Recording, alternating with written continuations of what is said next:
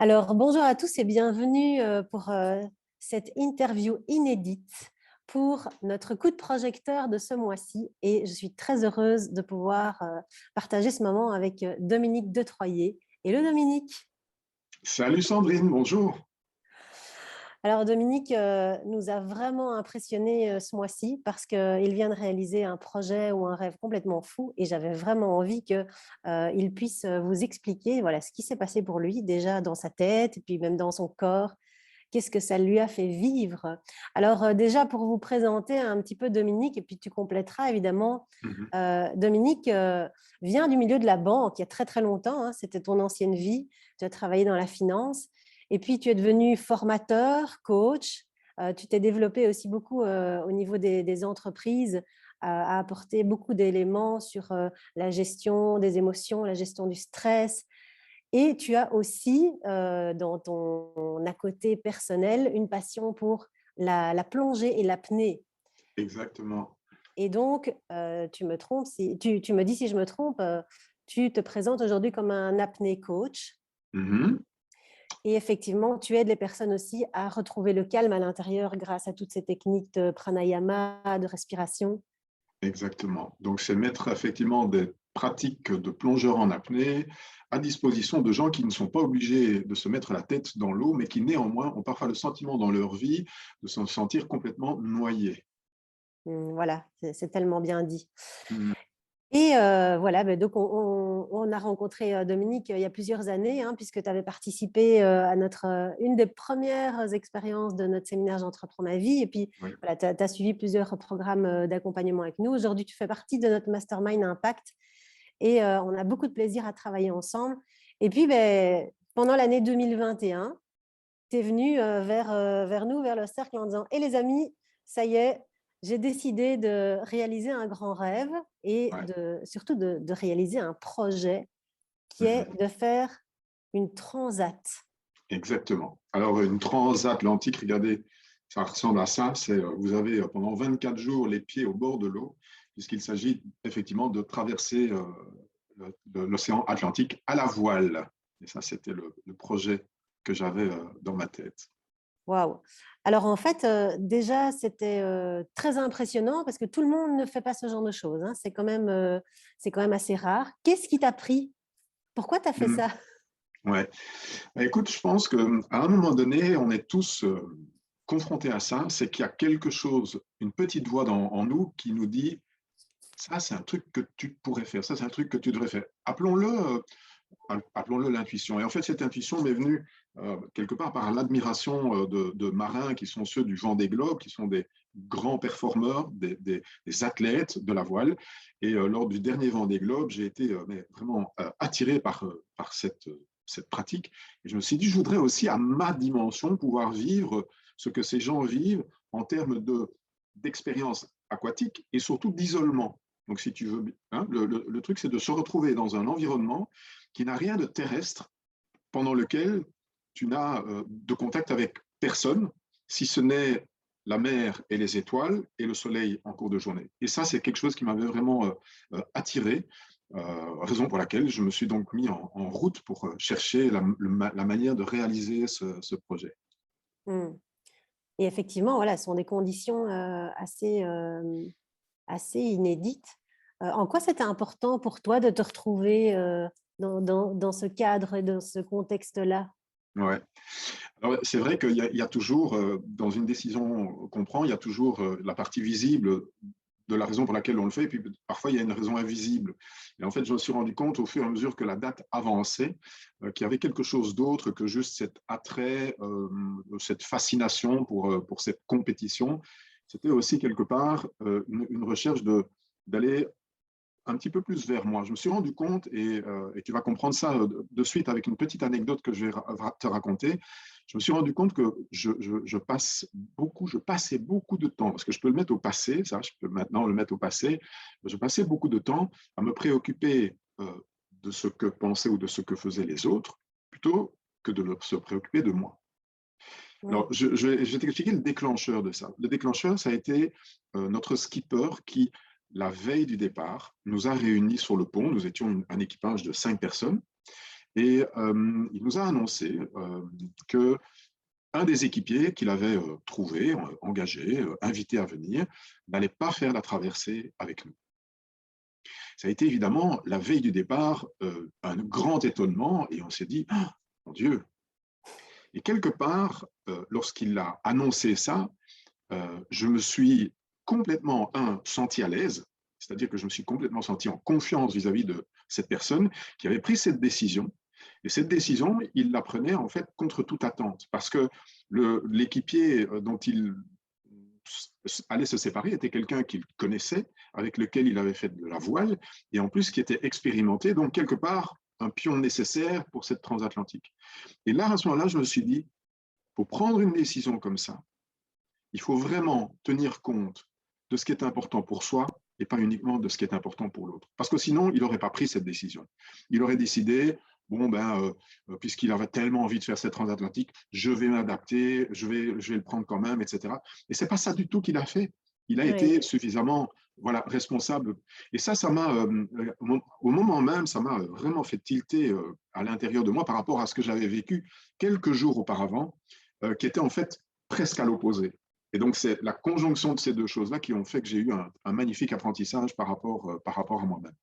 En fait, donc, la transatlantique, c'est un truc dont tu sais plus ou moins quand tu pars, tu sais plus ou moins quand tu arrives, mais ça reste très plus ou moins.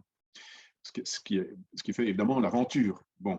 Et donc, pour m'absenter du travail, il y avait un certain nombre de contraintes. Donc, j'ai géré avec mon équipe mon départ, mon arrivée. Et il y avait un moment qui était important à mon retour, qui est l'organisation d'un événement auquel tous les partenaires de Prana sont présents. Et on était occupé de poser une date. Et la date qu'on posait était une date qui était très, très limite par rapport à mon retour. D'autant plus que j'avais prévu de rester encore une semaine en Martinique avec mon fils et je me dis, donc on avait posé cette date-là et puis on en avait posé une deuxième. Et en fait, je me suis rendu compte à ce moment-là, au moment où on posait les dates, on en a choisi une qui me mettait en difficulté. Et à ce moment-là, je n'ai pas dit, je n'ai pas énoncé ce qui aurait été préférable pour moi. Ça m'a trotté dans la tête et le lendemain, j'ai retéléphoné à l'équipe en disant, écoutez, voilà, je voulais vous dire, la date qu'on a choisie, c'est trop juste, je pense qu'on va choisir l'autre date. Et cette hésitation que j'ai eue, moi, était tout à fait en contraste avec l'affirmation du skipper. Et ça m'a vraiment invité à me dire, OK, Dominique, à partir de maintenant, c'est aussi comme ça que tu vas réagir. Alors, ça ne veut pas dire que je suis devenu quelqu'un qui ne pense plus qu'à moi ou qui est devenu égoïste, pas du tout. Mais je pense que ça arrivera à beaucoup de gens que nous côtoyons de se rendre compte qu'en fait, on est souvent poussé dans nos actions, dans nos décisions par quel va être l'impact sur l'autre, qu'est-ce que va penser l'autre, est-ce que je ne devrais pas, moi, quelque part, entre guillemets, parfois jusqu'à la posture sacrificielle, me sacrifier pour l'autre. Être gentil. Voilà, exactement, tu utilises bien le mot. Et à un moment donné, c'est bien, ça ne veut pas dire que je ne le suis plus, mais j'ai pris une décision, c'est de me préoccuper davantage de moi. Et entre autres, de complètement, et les 24 jours sur le bateau m'ont aidé en ce sens, de complètement m'écarter de tout le brouillard et le brouhaha dans lequel on vit. On n'imagine pas, sauf après avoir eu une expérience quelque part d'isolement. Alors, on ne doit pas tous faire une transatlantique, mais on peut effectivement décider de faire un week-end de retraite, un stage de silence. Ce sont des manières aussi de pouvoir se retrouver soi-même. Moi, je l'ai fait au travers de cette transat, puisque tu sais que par ailleurs, j'avais déjà fait beaucoup d'expérimentations de tout ordre. Et cette transat a eu cette capacité de me rendre compte à quel point il y a du brouhaha autour de nous qui est absolument inutile. Alors, le brouhaha dont je me suis séparé le premier, c'est le brouhaha des médias, d'accord? Puisque là aussi, on est quelque part un petit peu gavé par tout ce qu'on a sur les posts et sur les écrans. Je me suis aussi, par la force des choses, complètement retiré de toutes ces notifications dans tous les sens, les WhatsApp, les TikTok, etc. Détox digital. Ouais, exactement, exactement. Un détox digital, on est tellement dedans qu'en fait, on ne se rend même pas compte que tout ça est complètement, souvent, superflu. Et là, je me suis vraiment retrouvé face à l'essentiel avec cette absence de sollicitation. Et, et ça, c'est une partie du brouillard. Et puis, il y a une autre partie du brouillard qui est peut-être un petit peu plus profonde aussi, qui est en fait le fait qu'on se raconte mais plein de trucs dans la tête, de trucs qu'on pense avoir besoin, et en fait, on n'a pas besoin de tout ça. Hmm. Et ça, quand tu vis sur un bateau, tu te rends compte à quel point il est possible de vivre sans ton smartphone, il est possible de vivre sans te laver tous les 2 jours, il est possible, donc il y a des expériences comme ça qui font que quand tu reviens sur Terre, ben, tu te dis, je ne vais pas recommencer comme avant. Et donc, je vais te donner deux exemples précis, si je peux, Sandrine. Vas-y, vas-y. Le premier, c'est que j'avais pris avec moi sur le bateau le smartphone. Je savais que je n'allais pas pouvoir l'utiliser, puisqu'il n'y a pas de réseau, mais il faisait partie de mes bagages. Donc, tu prends tes bagages avec pour traverser l'Atlantique. Donc, je l'avais. Et ce que je pouvais faire, c'était voir éventuellement. Moi, je me suis dit, tiens, mais je vais aller voir les photos que j'ai sur mon smartphone. Sandrine, ce smartphone, je l'ai depuis 2019, donc ça fait à peu près 3 ans. J'avais 4600 photos sur ce smartphone. Comme beaucoup de monde. Comme beaucoup de monde. Et je sais que à un moment donné, je me suis dit, mais chaque fois que je voyais ça, ça me donnait un sentiment de, mais qu'est-ce que tu fous avec tout ça? C'est trop, qu'est-ce que tu vas faire avec tout ça? Tu accumules, tu accumules, tu accumules. Et je me suis dit à un moment donné, non, je ne peux pas continuer comme ça. Et tu sais ce que j'ai fait? J'ai utilisé une partie de mes quarts de nuit. Les quarts de nuit, c'est quand tu dois veiller à la bonne à la bonne avancée du bateau. Donc, tu as Tu deviens le capitaine, en fait, c'est ça. Hein. exactement. Hein, donc, je suis le capitaine à intérim. Donc, tu dois surveiller un certain nombre de choses, les nuages, tu dois surveiller l'état de la mer, tu dois surveiller le pilote automatique, le vent. Donc, mais ça ne te prend pas tout ton temps. Donc, qu'est-ce que j'ai pris? J'ai commencé à nettoyer mon smartphone. Il me reste 400 photos. Et les 400 photos qui me restent sont des photos de moi et de ma famille. Et tout le reste, des trucs qui étaient arrivés par WhatsApp, des trucs que je mettais sur les réseaux sociaux, j'ai viré ça. Et là aussi, c'est une invitation que je fais peut-être pour vous. Voyez un petit peu comment vous pouvez vous alléger. Hein. Si vous voulez voyager, il faudra vous alléger. Quand on regarde une montgolfière, c'est magnifique une montgolfière. Ça peut te faire voyager dans le ciel et te faire observer des choses magnifiques, mais il faut te délester. Voilà. Donc, c'était une manière pour moi de me délester. Et si tu permets, j'ai une deuxième expérience qui était pour moi vraiment terrible, mais positivement. Hein. Je suis ce que l'on pourrait qualifier de presque acheteur compulsif de livres. Okay, donc, il est absolument redoutable de m'envoyer chez Filigrane parce que c'est une catastrophe pour mon portefeuille. Bon, Filigrane, c'est une grande enseigne de librairie en Belgique. Voilà, pour ceux qui ne exactement, sur connaissent pas. Bruxelles. Ouais. Et j'ai appris quelques livres avec, parce qu'on a le temps de lire. Et il y avait un livre que j'avais acheté il y a des années, un livre de développement personnel, que je n'avais pas encore entamé. Je me suis dit, bah, voilà, c'est l'occasion, tu auras le temps de lire, tu lis ça. Et puis, il y a des choses qui se sont passées par lesquelles je n'ai pas été attiré par ce livre. J'en ai lu d'autres qui étaient sur le bateau, des récits de marins, par exemple. Et ce livre-là, je l'avais gardé pour la fin. Et donc, 4 jours avant la fin de notre périple, ce qui me laissait le temps de le lire, je le sors de ma petite cabine et je le prends sous les yeux. Et je n'ai pas eu envie de le lire. Et tu sais comment s'appelait ce livre? Ce livre s'appelle, c'est un beau livre par ailleurs, donc ça n'a rien à voir avec la qualité du livre. C'est un livre qui a été écrit par Fabrice Midal et qui s'appelle « Foutez-vous la paix ». Et quand j'ai pris ça sous les yeux, mais tout est venu dans ma tête en disant « Mais Dominique, est-ce que tu ne crois pas que tu en as déjà fait assez pour te foutre la paix? Est-ce que tu as encore besoin d'aller lire un livre pour te dire encore en plus? Juste laisse ce livre-là. » Je ne l'ai donc pas lu.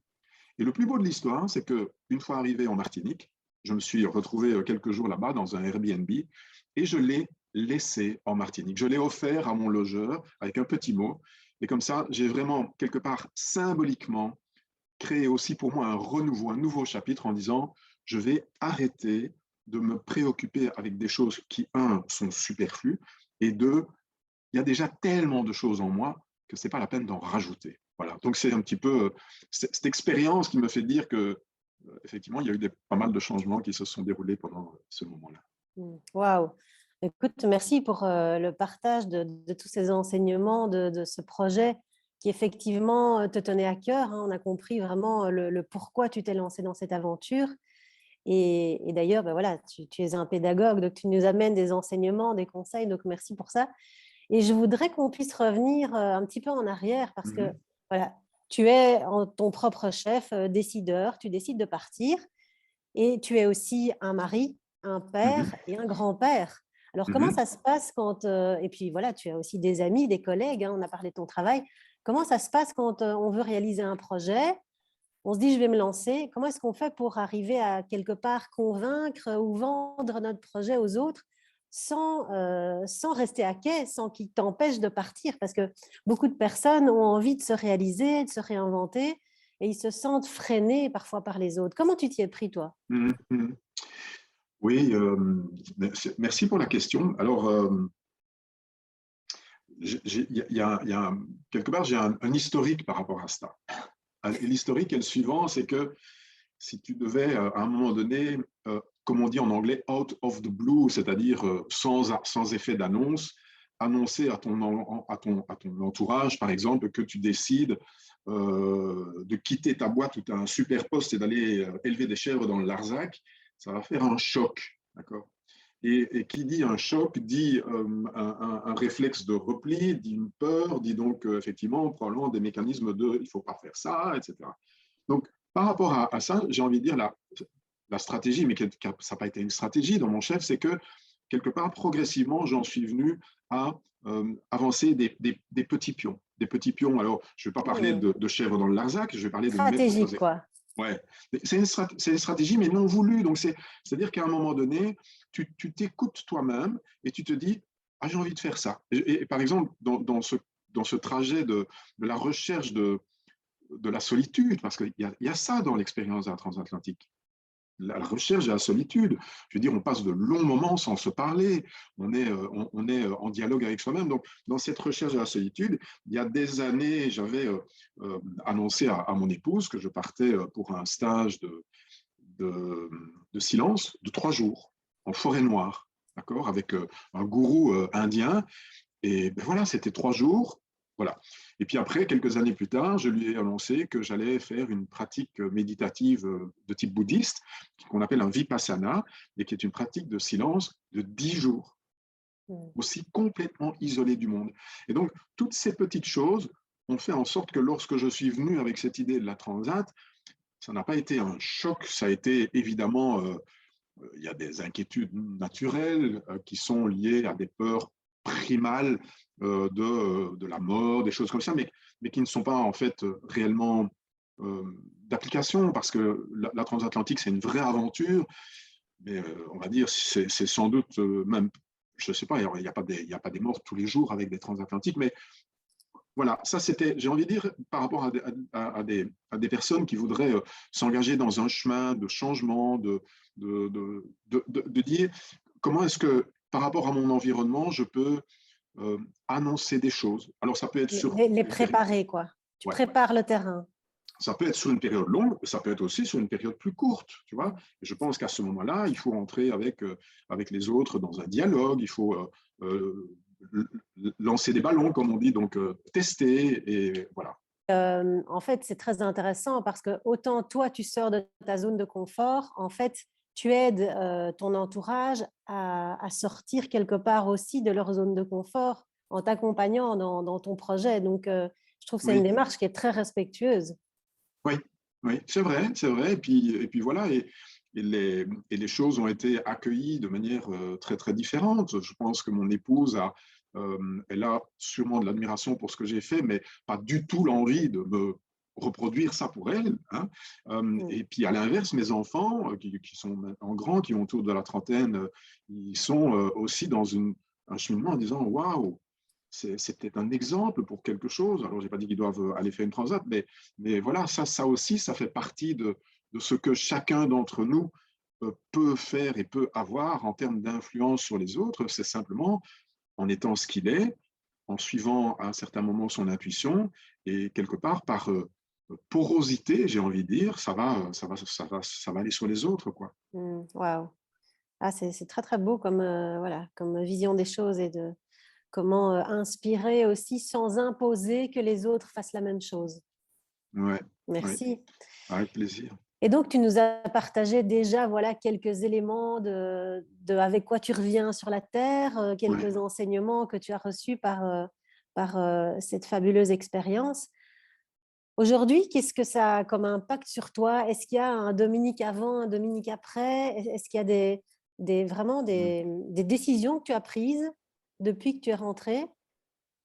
Oui, j'ai pris des décisions et puis je vais vous en donner deux à titre d'exemple, mais au-delà de la décision, euh, pas mal de gens ont déjà observé. Alors évidemment, ils ont pu observer que physiquement, il y a quelque chose qui a changé, j'ai une barbe, donc voilà, ça c'est peut-être aussi le reflet du nouveau Dominique, tu vois, mais C'est au-delà de, physiquement, quoi. ouais, mais au-delà de l'aspect physique, on va dire ça comme ça, j'ai eu beaucoup, ça fait 15 jours que je suis rentré, j'ai eu dans beaucoup de contacts des gens qui m'ont explicitement dit, encore hier, hein, avec des collègues de travail, qui m'ont explicitement dit, ah, en fait, Dominique, avant ton départ, tu n'aurais jamais réagi comme ça. Donc, il y a vraiment eu un chemin, un cheminement, et c'est ça qui est beau dans le développement personnel, parce qu'à un moment donné, je pense pouvoir dire que je suis à un niveau qui est déjà un niveau qui me permet d'accompagner beaucoup de gens, mais on est tous à un niveau, et même quand on est haut dans le niveau, on peut continuer. Donc, c'est ça qui est fabuleux dans ce développement personnel. Alors, il y a, comme je te l'ai dit, un certain nombre de changements qui sont ancrés. Je vais t'en donner trois. Je t'ai dit deux, mais je vais t'en donner trois. Le Quelle premier, générosité. ah ouais. Le premier, c'est que je n'avais, avant la transat, jamais cuit un pain. Sur le bateau, on cuisait notre pain. On avait acheté de la farine et donc je voyais mes coéquipiers faire du pain. Je me dis, attends, tu ne vas pas vivre au crochet des autres pendant 20 jours, donc tu vas faire du pain aussi. Donc j'ai demandé comment on fait du pain. C'est hyper simple, hein. Pour tous ceux d'entre vous qui ne vont que chez le boulanger, sachez que faire du pain, c'est d'une simplicité. Donc qu'est-ce que j'ai décidé maintenant? À la maison, on va faire notre pain. C'est moi qui vais le faire. Un.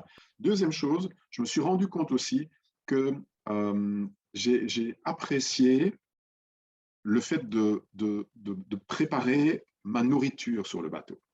Et ça a été très, très loin parce que j'ai eu une expérience qui a été bouleversante. Tu dois savoir que quand on est en mer, on peut faire de la pêche à la traîne. Donc, on a un fil qui suit le bateau et on prend du poisson. Et quand on est dans l'Atlantique, on ne prend pas des petits poissons comme ça. Quand on est dans l'Atlantique, on prend des poissons comme ça. Ah Okay, ouais. des dorades, des tasards. Et donc, on a pêché. Donc, tu ramènes ce truc à la force de tes muscles sur le pont. Cette bête est magnifique, elle est vivante, elle a envie d'une seule chose, c'est de retourner de là où elle vient.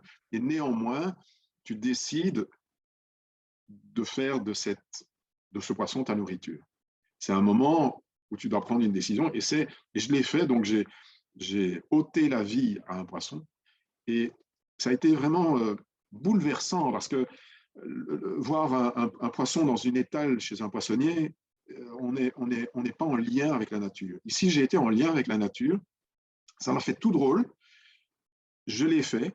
La première chose que j'ai faite quand je voyais que voilà, la bête était décédée, je l'ai remercié. Je l'ai remercié pour devenir ma nourriture. Et donc, cette expérience-là m'a donné comme deuxième conséquence ou deuxième décision, je prépare des repas à la maison, alors que en général, c'était Chantal qui le faisait et que moi, je ne prenais pas beaucoup part à la vie de cuisine, on va dire ça comme ça. Les dernières choses que je voulais... Donc ça, c'est vraiment cette histoire Donc, du poisson. tu cuisines et tu remercies chaque animal. Oui, oui, oui, oui, tout à fait. J'essaye aussi, on a mangé végétarien pendant 24 jours, donc là aussi, il y a des choses qui ont pu être des apprentissages. Et puis la dernière chose, ça va inspirer pas mal de gens, c'est qu'il y a ce truc-ci qui est incontestablement pour toi comme pour moi, Sandrine, un outil de travail, d'accord, mais qui est aussi l'outil ultime de destruction massive de l'attention. Donc c'est en fait un outil de pollution mentale. Et donc j'ai décidé, par rapport à un certain nombre d'outils que je dois néanmoins garder à titre professionnel, par exemple les réseaux sociaux comme WhatsApp, d'accord, ou Messenger, je ne vais plus sur mon smartphone pour consulter ça que 2 fois par jour. Une fois à midi et une fois le soir. sinon, tu es tout le temps là-dedans. Voilà, j'ai envie, comme je te l'ai dit, de m'occuper davantage de choses qui sont importantes pour moi. J'ai davantage de laisser tout ce brouhaha dehors. Et franchement, tu sais, ça me convient. Et je n'ai pas encore eu de grandes catastrophes qui m'auraient prouvé qu'il fallait absolument faire l'inverse. Voilà. Donc, c'est ça, effectivement, il y a des nouvelles habitudes qui se sont ancrées en toi.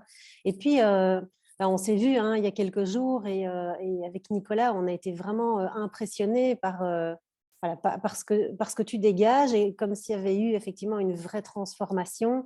Alors, évidemment, des transformations, tu en vis depuis des années. On a senti quelque chose de l'ordre de la sagesse chez toi, plus. Et on a même fait le parallèle avec ces personnes qui malheureusement apprennent qu'ils ont une grave maladie, qu'il leur reste quelques mois à vivre. Et on a vu que tu t'étais ancré dans le fait de mettre des priorités maintenant dans ta vie. Est-ce que tu peux nous en dire quelques Ouais. mots par rapport à ça? Enfin, pour nous, c'était très touchant de voir. Voilà. En fait, il y a peut-être une déviation de choses auxquelles j'ai participé, qui est un petit peu la mécanisation de la fixation des objectifs. Donc, on sait, on sait que si on veut progresser, il faut se fixer des objectifs, il faut se les fixer smart, etc. Et donc, ce sont des choses que non seulement j'enseigne, mais que je fais pour moi-même. Et donc, en début de chaque année, je me fixe des objectifs. J'ai commencé ma transat le 9 janvier. On est le 24 février. Je ne me suis pas fixé d'objectif pour l'année. Ça ne veut pas dire que je vais faire n'importe quoi. Il y a un certain nombre de choses qui sont claires dans ma tête, mais elles sont venues, comment est-ce que je vais dire, de manière organique, tu vois, sans devoir se dire, ah oui, comment.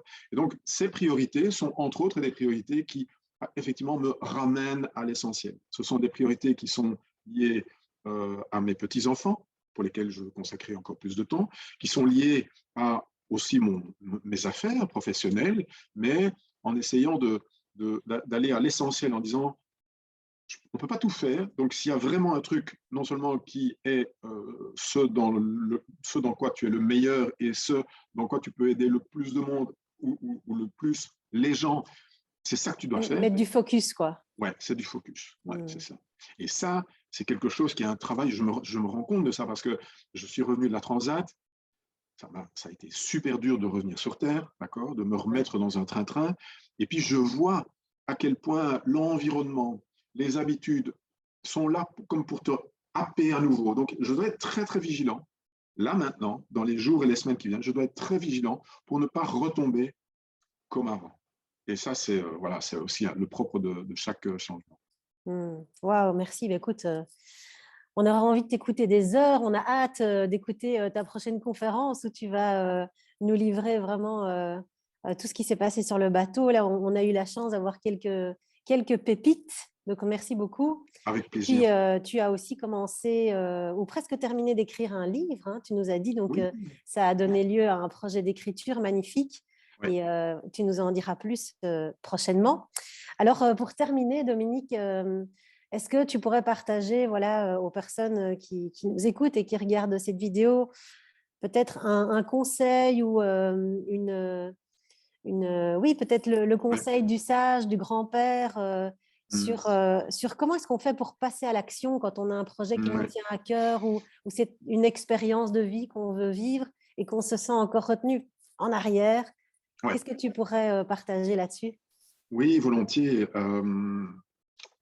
En fait, je vais donner un conseil et ce conseil fait partie de 3 conseils que par ailleurs j'ai vraiment appris lors de cette expérience et qui sont des conseils pour précisément mettre du vent dans les voiles de la confiance en soi. Donc, mettre du vent dans votre confiance en soi. Donc, ça, c'est l'image que j'ai utilisée.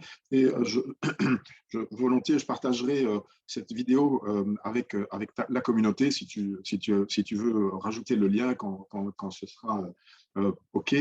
Donc, le conseil, c'est le suivant. Moi, je me suis retrouvé dans une situation où mon niveau de connaissance et d'expérience était égal à 0 sur un bateau. Je ne suis pas un voileux, je n'ai pas d'expérience de voile et néanmoins, je me suis retrouvé à devoir faire partie de la vie d'un équipage. Qu'est-ce que j'ai fait? J'ai bouquiné avant de partir. D'accord? J'ai essayé d'apprendre des trucs, des mots, des noms, voilà.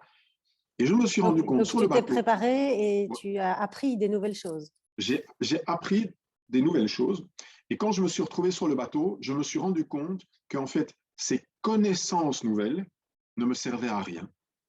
Ce qu'il fallait pour bâtir ma confiance en moi comme moussaillon ou comme matelot, tu vois, c'était de faire.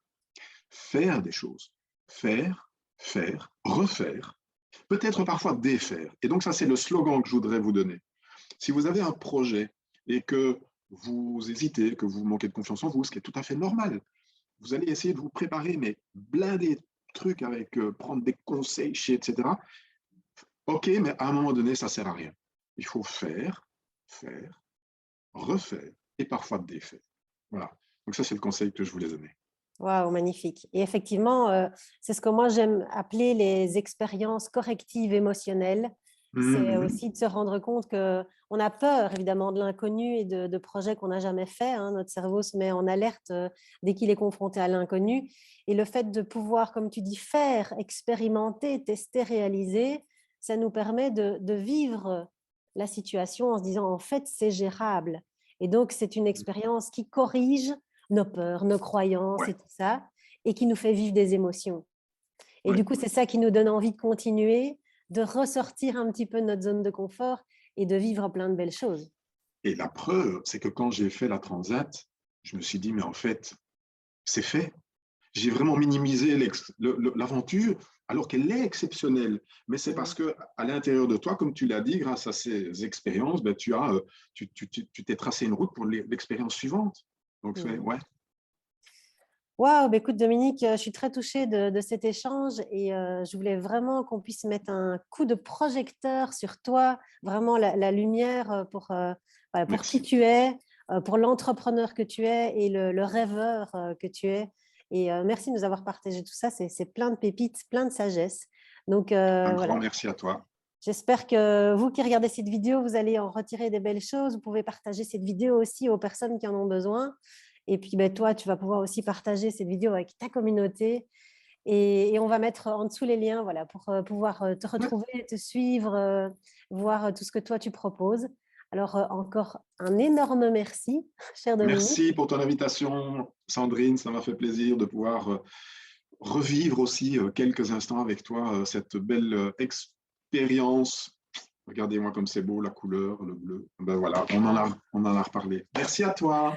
Merci. Au revoir à tous et on se retrouve dans une prochaine vidéo. Bye. Bye bye.